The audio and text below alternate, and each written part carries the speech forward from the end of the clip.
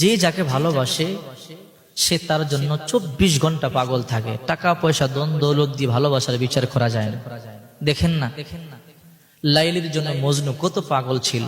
আমরা ইতিহাস পড়ে জেনেছি লাইলি ছিল অনেক কালো আর মজনু ছিল সুন্দর। সবাই বলতো, মজনু তুমি লাইলির জন্য এত পাগল কেন? লাইলি তো অনেক কালো।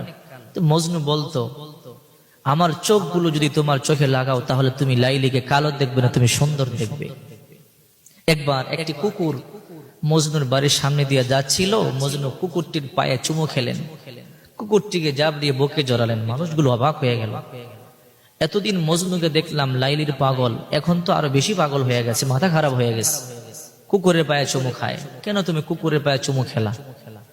তখন মজনু বলতেছে, এই কুকুরটি লাইলির বাড়ি দিয়ে হেঁটে হেঁটে এসেছে, লাইলির বাড়ির ধুলাবালি তার পায়ে লেগে আছে, আমি কুকুরের পায়ে চুমু খাই নাই, আমি